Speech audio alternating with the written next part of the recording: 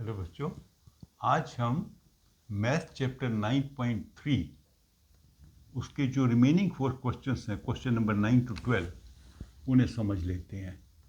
तो आप ऐसा कीजिए, बुक निकालिए, क्योंकि क्वेश्चन नंबर 9 में उन्होंने एक डायग्राम बनाई हुई है।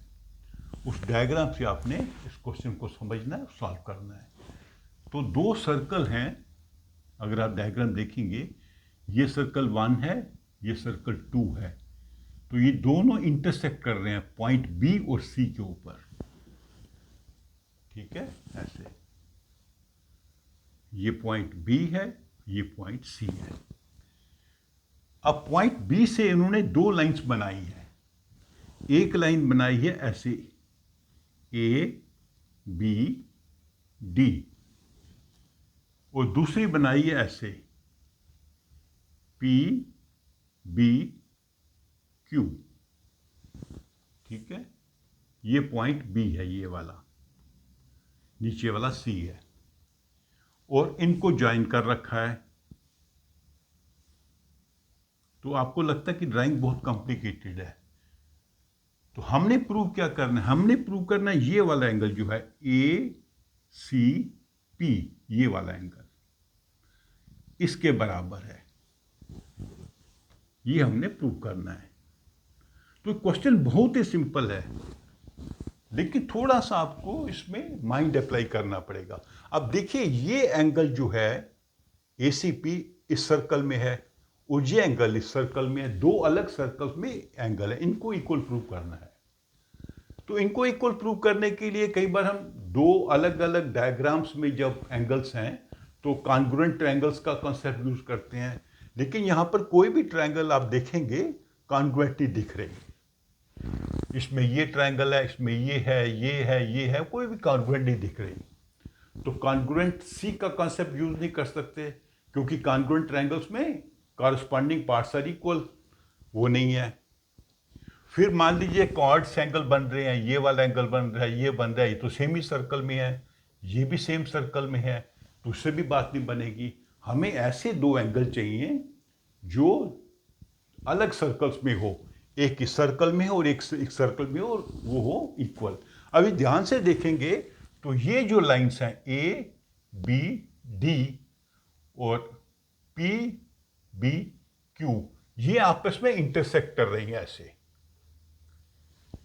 तो ये एंगल बन रहा है एक, ये बन रहा है एक, ये एंगल है एक और ये है एक।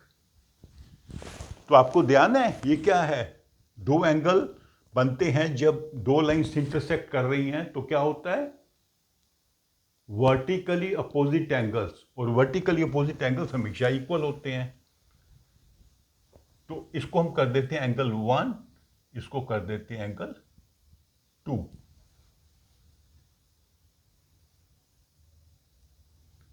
ये 2 एंगल कैसे बने? ए बी डी और पी बी क्यू आपस में इंटरसेक्ट कर रहे हैं, तो angle 1 is equal to angle 2। These are vertically opposite angles.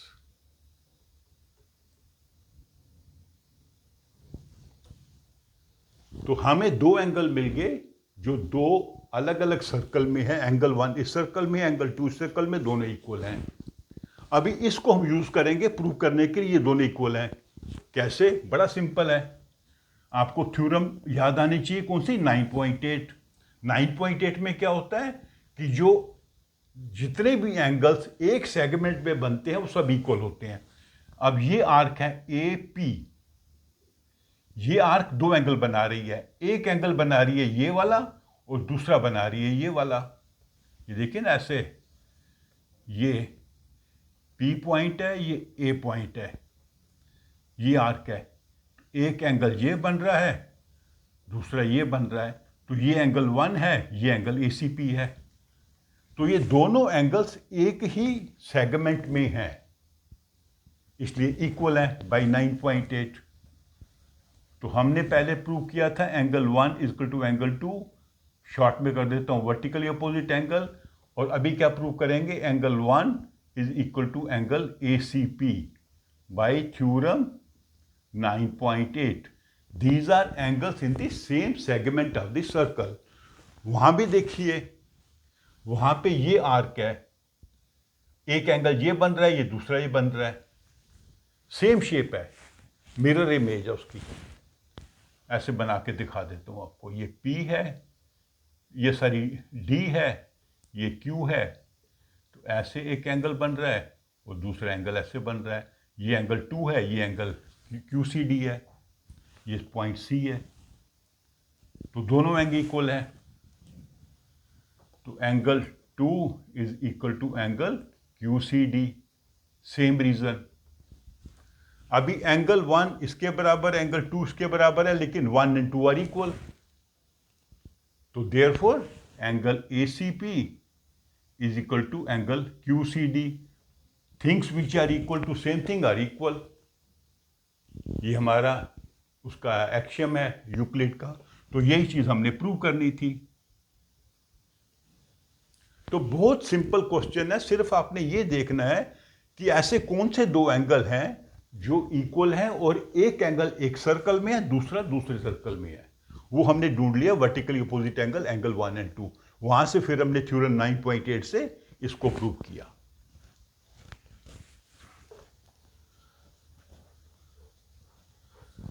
फिर आ जाते हैं हम क्वेश्चन नंबर 10 पे। क्वेश्चन नंबर 10 अगर आप पढ़ेंगे,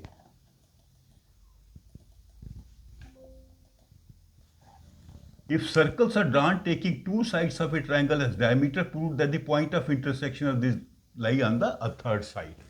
ठीक है, एक हमारा ये ट्रायंगल है, इस पे हमने एक सर्कल ऐसे बनाया है, सॉरी,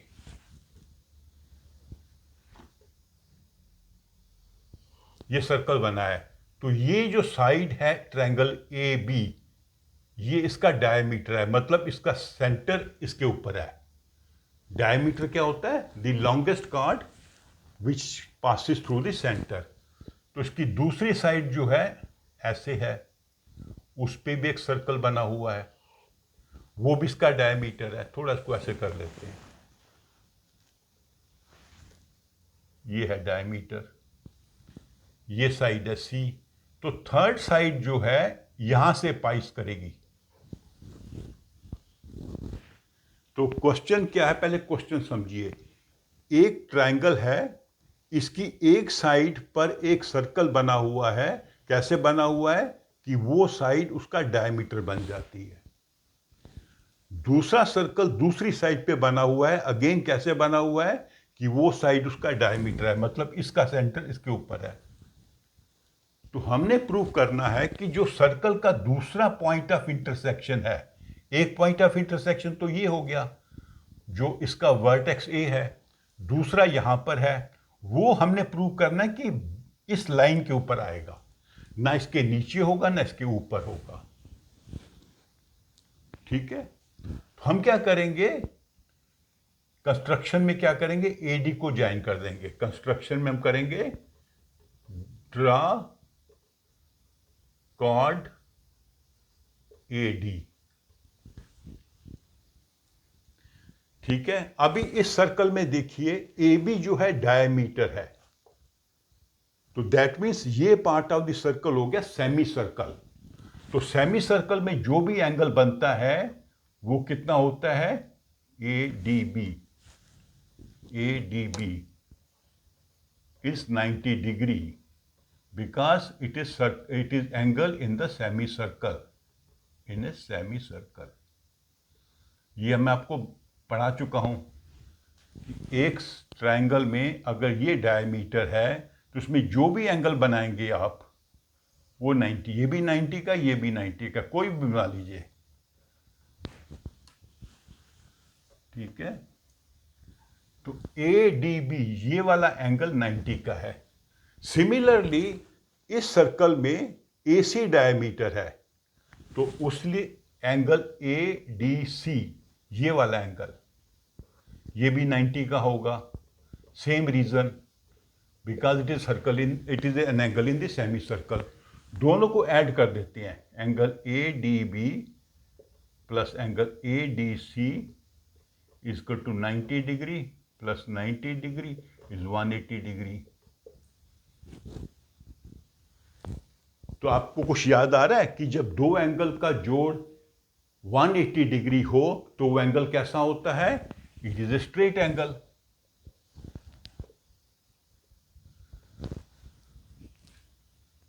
तभी 180 बनता है।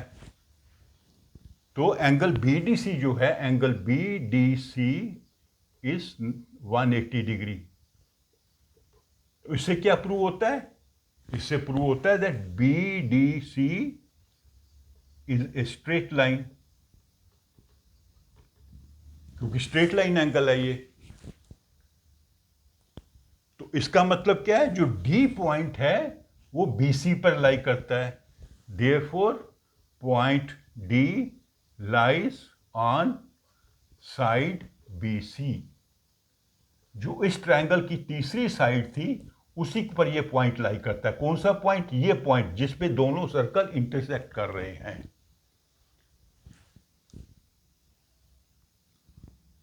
तो हमने कैसे प्रूव किया? हमने प्रूव किया कि ये दो एंगल्स जो हैं, जब कॉर्ड बनाया तो दोनों एंगल 90-90 के हैं, उनको जोड़ेंगे तो 180 बन गया।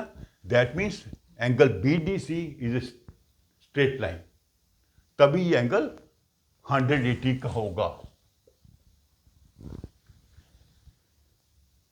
180 के लिए BDC has to be straight line. That means D point is on line BC। अगर ऊपर नीचे होता तो ये स्ट्रेट लाइन नहीं बनती।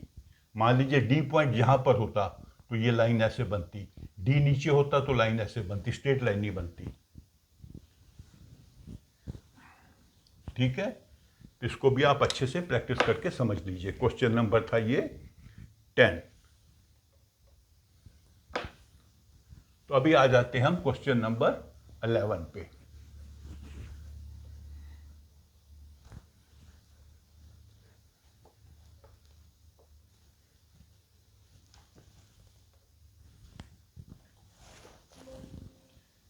ABC and ADC are two right angle triangles with a common hypotenuse। एक लाइन है AC। तो ये दो ट्रायंगल्स की कॉमन साइड है। और कौन सी साइड है? हाइपोटेन्यूज। हाइपोटेन्यूज का मतलब क्या होता है? Right angled triangle. तो ये 90 के अपोजिट जो साइड होती है उसको कहते हैं हाइपोटेन्यूज। तो मतलब जो 90 का एंगल बनेगा इसके अपोजिट बनेगा। मान लीजिए एक एंगल यहां बनता है, ये 90 का बना, ये 90 का बना। तो एक ट्रायंगल है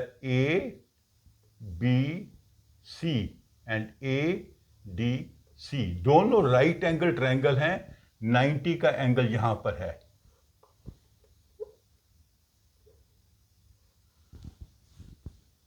और ये हाइपोटेन्यूज है इस ट्रायंगल का भी और इस ट्रायंगल का भी, वो कॉमन है। पहले आपको डायग्राम बनानी आनी चाहिए क्वेश्चन पढ़ के।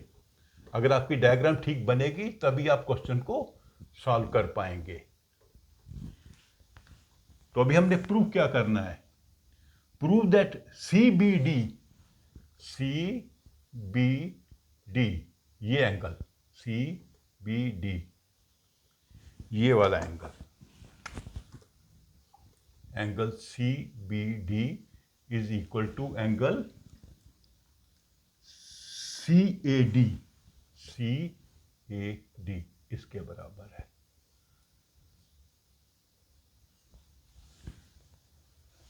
तो आपको देखते लगना चाहिए कि ये सेगमेंट के एक साइड पे बने हुए दो एंगल हैं।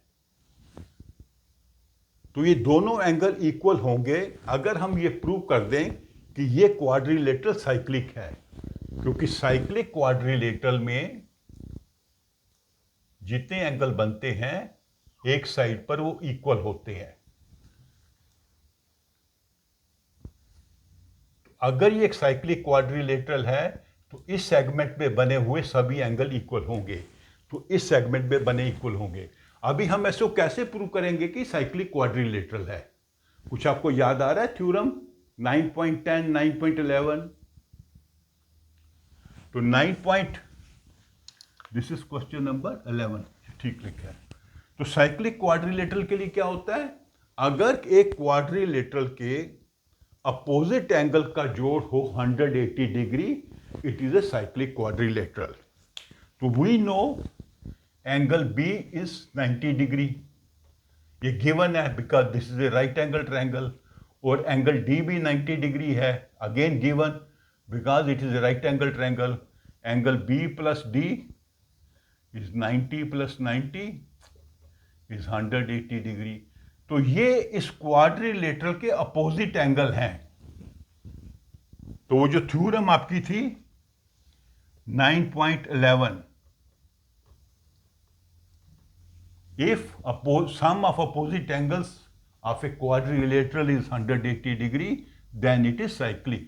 Therefore, ABCD is a cyclic quadrilateral.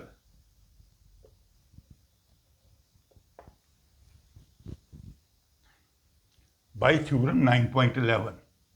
अब ये साइक्लिक हो गई तो एंगल जो है CBD is equal to angle CAD. These are segments, angles in the same segment. Theorem 9.8. 9.8 ही है. Yeah, angles subtended in the same segment. तो ये आपका आंसर हो गया. Angle CBD is equal to angle CAD because they are angles in the same segment. ये आपको लिखना पड़ेगा. They are angles in the same segment, bracket में लिखना पड़ेगा थ्योरम 9.8, ताकि टीचर को समझ आ जाए कि आपको थ्योरम का नंबर भी याद है, आपको थ्योरम पता भी है। अब आ जाते हैं इसके हम लास्ट क्वेश्चन पे।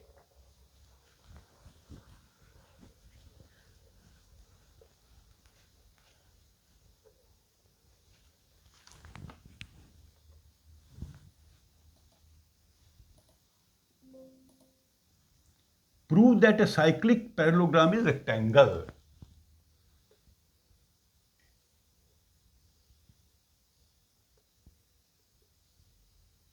A, B, C, D जो है गिवन है, given A, B, C, D is a cyclic parallelogram. Prove करना है हमने A, B, C, D is a rectangle. इसको रेक्टेंगल प्रूफ करने के लिए हमने बताना भी कोई भी एक एंगल इसका 90 डिग्री का है, ठीक है। अगर हम प्रूव कर देंगे, लेट से prove angle A is 90 degree, तो ये बन जाएगी रेक्टेंगल, ठीक है। अभी हम जानते हैं कि पैरेललोग्राम के जो दो एंगल होते हैं, एडजेसेंट एंगल होते हैं, उनका जोड़ होता है 180 degree, because these are two parallel lines, ये ट्रांसवर्सल है, they are angles on the same side of the internal angles on the same side. तो internal angles on the same side of the transversal, this sum is 180 degree.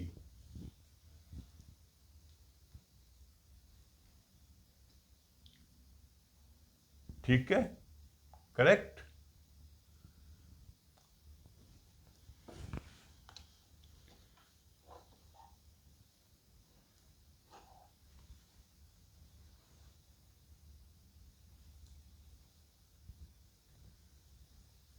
We also know that angle A is equal to angle C. Why? Parallelogram के जो angles opposite angles होते हैं वो equal होते हैं, and angle B is equal to angle D.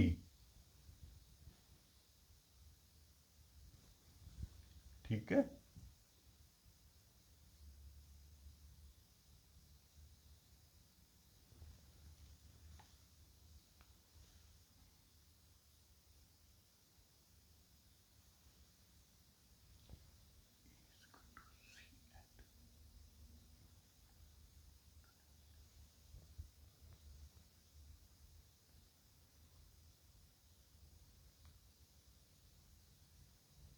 A plus D is 180 and A is equal to C. इसमें हमने वो करना ना,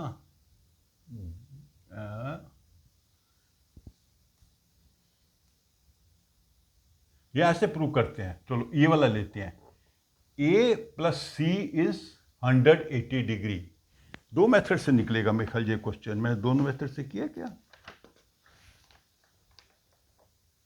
पहले एक मेथड से करके समझाता हूं। a plus C opposite angles of a cyclic quadrilateral जो होते हैं उनका जोड़ होता है 180 degree. Because it is given it is cyclic, तो अपोजिट एंगल्स का जोड़ होता है साइक्लिक क्वाड्रिलेटरल में 180। लेकिन a is equal to C, why? They are opposite angles of a parallelogram. Therefore, angle A plus angle A is equal to 180 degree. हमने C की जगह एंगल A लिख दिया because both angles are equal. Therefore, twice angle A is equal to 180 degree and angle A is equal to 180 degree divided by 2 is 90 degree. तो वही हमने prove करना था। ठीक है,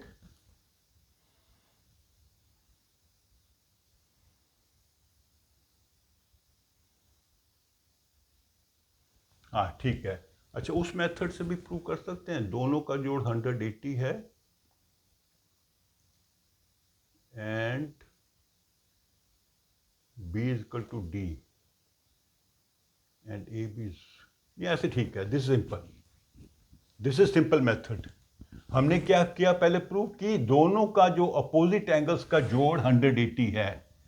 दैट इज थ्योरम 9.11।